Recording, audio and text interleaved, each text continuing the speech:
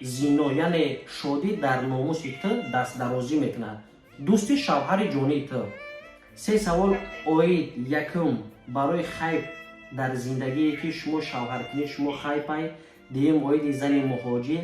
سیم رفتن شما به سریلانکا سببش در چی بود؟ آیا یگان معشوقه داشتن یگان نفر شما را تکلیف کرد که به اونجا رفتن؟ به سه سوال میخوام همراه شما گپ زنم. بسیاری زنها وقتی ایالتان بیرون میگویند و کارهای بعد مشغول میشن یا دیگر مقصد اون طرف و مردم دیگر چیز میرن کار شما بیزنس دیگر هر یک کس خیلی سامانه اجتماعی یک جای هست. او ایالتان بیرون برآمده هیچ کار نمیفروش که ایالتان بیرون بگوید دور ای پدر مادر دور ایالتان ایرانی که من از شوهرم جدا میشم و از شوهر جدا شدی هزار یک گپ چپ دیگر ما خواستیم همه اینا را در سایت بار کنیم نبرآمدن قسم سه زن مهاجر. رحیم پروداکشن. با توجه شما رسانیده می شود که برای پدر و مادران تحفه های نازنین، جای نمازهای نرم و رنگین و کعبت الله مبارک با 10 نمود تحفه های ارزنده. امگا 3 روغن ماهی برای خوب کردن روشنایی چشم. برای استخوان درد و پادرد داروها در شکل مز، کپسوله و ملحم. کرول کاژا و ایموبسار برای سفید شوی پوست بدن. برای پروستات مردانه و زنانه محصولات های ترکی. و اینچنین مرکز حجامه زیارتشاب در شهر مسکو و پیتر در خدمت شماست. برای معلومات بیشتر گرفتن به رقم‌های چشمرس مراجعت کنید. خدا یار و مددگار. سلام و درود بر کل تماشاگران دائمی سامانه رحیم پروداکشن. دوستان عزیز امیدوار هستم تنسیت خانواده هستین. خداوند نگهبان هر یک ما و شما باشد. امروز برنامه سرهای نگفته را همراه اپای فاطمه بانو منظور شما میگردونیم. آید فیلم زن مهاجر برای چی نبرآمد، برای چی دیر شد، همه شب امروز در برنامه انشاءالله میفهمیم. با صبر تا آخر برنامه تماشا کنید. یا لایک یا کامنت دریغ ندارین. آید فاطمه رفتنش از تاجیکستان به سریلانکا سببش چی بود؟ همه شب میفهمیم در این برنامه. حاضر زنگ میزنیم اپای فاطمه بانو را پر معلومات انشاءالله پیشنهادی هر یک شما میکنیم. حاضر ما زنگ زنیم اپای فاطمه بانو دا که برنامه باید جالب گذره. همراه فاطمه بانو یک برنامه که بسیاریات نویسین گپ زدین. حاضرینا میبینیم که اپای فاطمه بانو برای چی تلفن ما را کشت. متاسفانه دیمورا تلفن ما را اپای فاطمه بانو برداشت. سلام علیکم. علیکم سلام. خوش آمدید اپای فاطمه بانو با برنامه سرهای ناگفته در کانال رحیم پروداکشن. سلامت باشین. خستین خوبه؟ هزار رحمت کلان برای وقت جدا کردن در برنامه ما. اوید فیلم زن مهاجر رفتن شما از تاجیکستان به سریلانکا. اجازه باشه سوال جواب سر کنیم. سه سوال اوید یکم برای خیب در زندگی که شما شوهر کنی شما خیبای. دیم اوید زن مهاجر. سیم رفتن شما به سریلانکا سببش در چی بود؟ آیا یگان معشوقه داشتن یگان نفر شما را تکلیف کرد که به اونجا رفتن؟ به سه سوال میخوام همراه شما گپ زنم. خب کدام سر کنیم؟ یکم سوال ما برای شما پیشنهاد میکنم. اوید فیلم زن مهاجر که بسیار نفرها پرسیده سن، شما دام مینویسن ما دام مینویسن، هر اون نفری که در فیلم یک نقش بازی کردگی مینویسن که اپای فاطمه اکای رحیم اکای عبدالله همین فیلم کی میبروه، هر یک نوار میبرویم در زیر کامنتاریا مینویسن که فیلم. آیا دیروز ما یک رولی که در سامانه اینستاگرام گذاشتیم زیاده از 230 هزار پرسموت گرفت. یک حالتی بود که زینا یعنی شادی در ناموس تو دست درازی میکنه. دوستی شوهر جانی تو. همین حالتی بود که بسیار نفرها فیلم نادیده هر خیلی گپا نویسن که انا ای بیناموس انا ای فلان انا ای رقیدن ای خیر کردن. اوید فیلم حیاتی که ما زندگی انمو خواهر مهاجر زن مهاجر برای برادرها پیشنهاد کردگی بودیم. شما در انمو همچون مادر نقش آفریدگی بودین، همچون زن تاجیک نقش آفریدگی بودین که چه خیلی عذابات دارید چه خیلی دردها دارید. یگان بار یگان زن مهاجر همراه شما تماس برآمد که همین کاری کردگی ما همین فیلم کردگی ما تو چند فایز انیق دقیق انم خیلی حالت ها هستند. خب اول ای چی سر کردن نفرانی که می نویسن که انا ای خیلی کرد انا او خیلی کرد دست رازی کرد раҳим ки дар зиндагӣ як фикр дорам, ҳар инсон ба манзалаи ақлу фаҳмиши саводи худаш кар мезанад.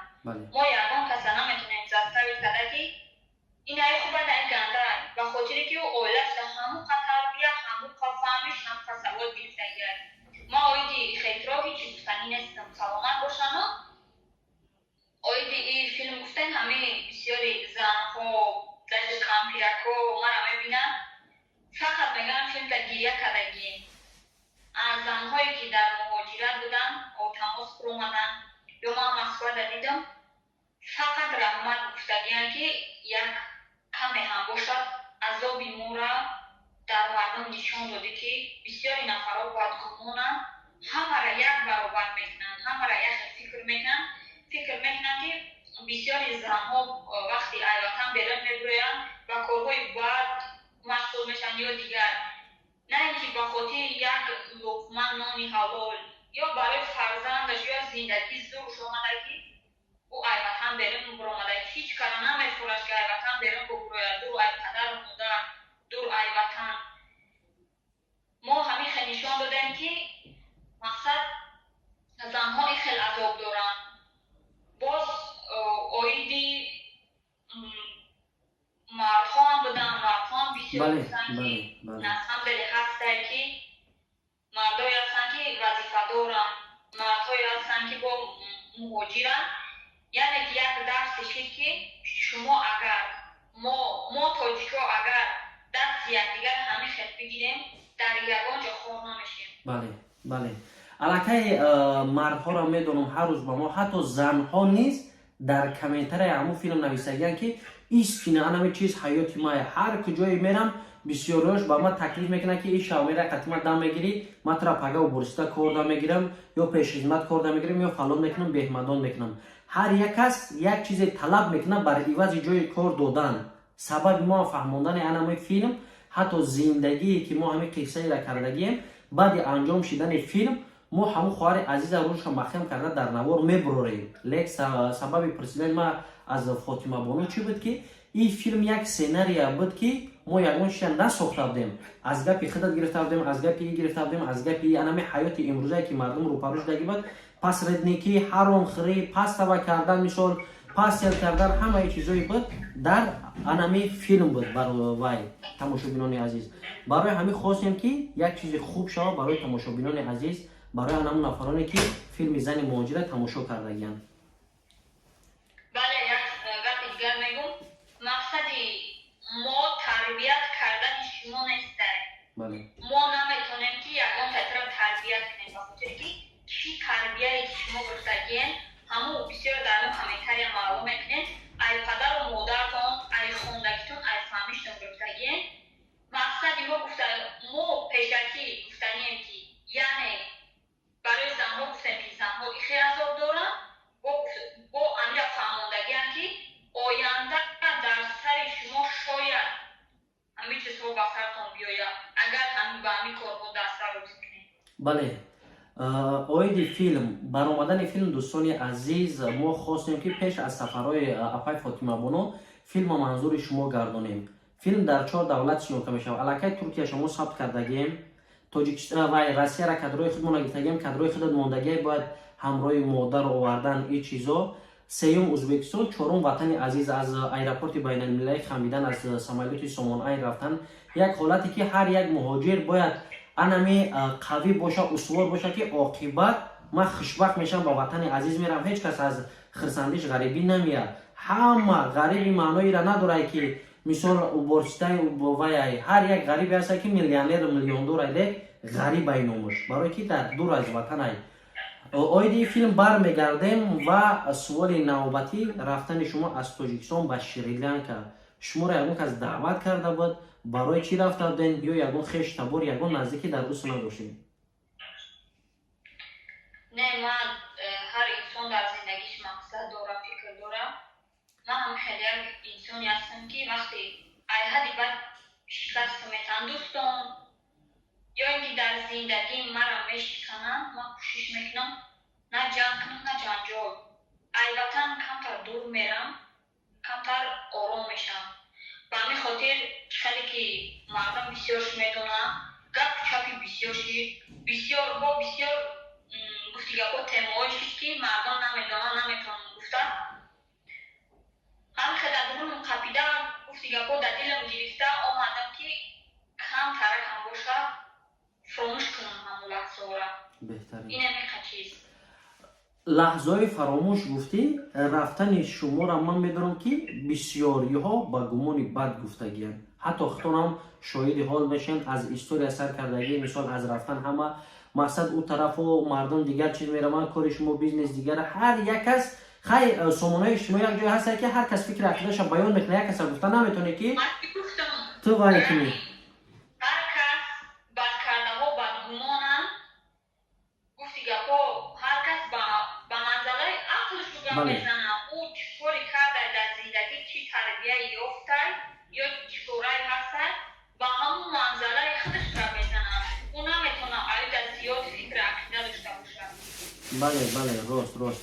барои ҳамин оиди рафтани шумо аллакае ки мардум пра маълумот гирифтагӣ медонад ки чӣ гапай чӣ корае. ин тема барои бародаро фаҳмӯшдан оиди темае ки бисёр диққати мардума ҷалб кард. шумо дар зиндагӣ чанд бор шавҳар кардагиед? ягон бор. охир қатъи ака аҳлидин баромадани зану шу ин просто хайп буд ё ягон чизе буд ки дақиқ аниқ дар ана мавзӯи ишқи шумо буд? дӯстдорӣ, муҳаббат, историябозӣ? аз мами пешакӣ як чиз хоҳиш кунам, ки илтимос ҳамин дигар дар зиндагии шахсӣ ма дахолат накунам. умуман ман куҷо мерам, кира мегирам, чӣ кор намекунам, ин мана дахолат мекунад. ин ягон касам ҳақ надорад дар зиндагии як кас дахолат кунад. ҳамин чизҳо сабаб шуд, ки ман баъди хушбахтии гузаштагиам ман ҳоли намин тӯй ҳама чиза атме накам. ай пишти чӣ алло аҳлидин ман шапиди гирифтӣ дар смсҳо ай зуна мекашию ай ман ба ту гирифтӣ. ҳамин чиз фотимабону ҳамин чиз хайб набуд, аниқ меҳру муҳаббат, издивоҷ дақиқ буд. бале аниқ бояд мо тӯй мешидем, хай дар байни худшон медонанд ки дуромаданд. бисёр ҳами хенависанд бо гапҳои зиёдӣ и зан дора и хелай умуман ку бовар кард сарм ку дард кард. гуфтам бес ҳами чем ман ҳамира ози таҳаммул карда натонистесам. мо ози агар ҳами аҳлидина бигирам фақат дар зиндагӣ и духтар бинависа ӯ духтар бинависа боз ман тоқат надорам. чем зиндагӣ байроне ки ман аз шавҳарам ҷудо мешавам, бо аз шавҳаре ҷудо шуди ҳазоряк гап чапи дигар. айда бесам шу фикр кунам пешакӣ ҳамун расчета бигирам ки оё ман дар зиндагӣ ҳамун бача ҳамин ҳолатота сабр карда метавонам оё не. баъд ба ҳамун хулоса баромада баъд шавҳар. беҳтарин аллакай агар ки шумо оиладор мешавед, баъд шумо ин суханон мешид, ана ин бадбезе буд ки ҷудо шудан аз шавҳар дуюмбора, баъд ана мегуфтанд ки иям сар кард ваям сар кард. хулас беҳтарин кора кардем. хай иш интихоби шумо, ҳар як аз гуфтам ку дар зиндагӣ интихоб дорад. мо тасмим гирифтем ҳамроҳи ака Абдуллоҷон ки рӯзҳои наздик ҳама чизошо ҷамъбаст кардагем, фақат кадрои худтон мондагиай. баъзан чизҳо ҳастанд ки бояд мо дар дараҷаи олӣ качисвай баланд қатъи кунем ки якум чӣ хел буд, дуюм чӣ хел омад, сеюм бояд зур гӯяд ки истина бифаҳманд ки чӣ кор кардесанд. мағозаи Зиёрашоб иншаалло ки дар сеюм шам сарпарастиро ба гардан гирифтагиай бо нафарҳое ки мешаванд ки дар ин филм метавонанд ки спонсор шаванд барои дастгирӣ кардани филми мо дар як ашушенияи баланд ба як качисвай баланд ки дигар анамон баъзе нафар пасзании милладам басани филми тоҷикдан дигар гап наёванд, гап зада натонанд. бале ҳаминам ина шумо худтон гуфтем ки розием. бисёрам бародаро ки мо анде спонсорӣ мекунем, мо дастгирӣ мекунем, ҳам филм тезтар бурем, бо айда филмҳои хубтар барои муҳоҷиро бубурорем. ҳастан бародаро мехоҳанд мақсад пешравии мардуми тоҷикиша. иншаалло. бале ака Абдуллоҷон як филми дигара дар нақша гирифтагиянд, никоҳи муваққатӣ. барои сабт карданашам мо хостем ки зани муҳоҷиру никоҳи муваққатӣ ҳар даша дар як мавриди омадани худат кунем. рафтану омадан билетпули расход худат медонӣ ки дар филм чӣ хел расход мешавад. ҳозир дар мардум пула бугӯй бо мегӯянд ки воҳ ин қадар пул расход мешавад, ин қадар.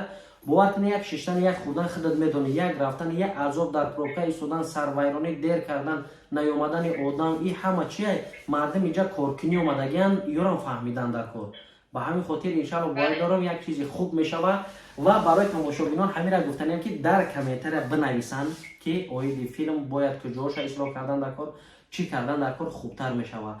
سبب ما همراه شما در برنامه سیرهای نفته همین بود که ما خواستیم همه اینا را در سر اعتبار کنیم نبرآمدن قسم 3 زن مهاجر. اول که مردم میدونن که گناهکار اساسی ما برای همین انشاءالله که سفرها با عبرت نگشته و روزهای نزدیک هست اومدن که برای ثبت کردن فیلم ها از این با ماهای نزدیک رفتن نیستم خیلی باشن، اگر سپانسرایی که باشن مثلا دستگیری ها زیاد باشن، اگر بلیتی تو ده عبرت هم بگیرن فرمان دارم ما بازی میخواستم میرم. انشاءالله باوری دارم که ایران برادرها به نوبت میگیرن، نفرهای باشد دستگیری میکنن. در آخر برنامه برای برادران عزیز خواهران و اپایی که این لحظه تا آخر برنامه ما را تماشا کردیسن چی گفتنی؟ برای همه این مخلصایی که ایته دیلن، برای اون نفرها و زنهایی که برای مدعای نمیتن، برای ما هر یک وقتی که افیر میکنم همه میدروی از زنی مهاجر میپرسد، برای دستگیریتون گرد ندارم زنده باشین انشاءالله همیشه دستگیری ها باشه با عید فیلم های خوب برای شما پیشنهاد میکنیم. سلامت باشین اپای فاطمه بانو. دوستان عزیز و شما هم هزار رحمت کنم که تا آخر برنامه تماشا کردین. باور کنید هر یک لایک، هر یک کامنتار، هر یک سخنای شما برای ما موتیواسیون میده که فیلم های خوب بریم. برای همین دوستان عزیز همراه فاطمه بانو شما خیر خش نمیکنیم.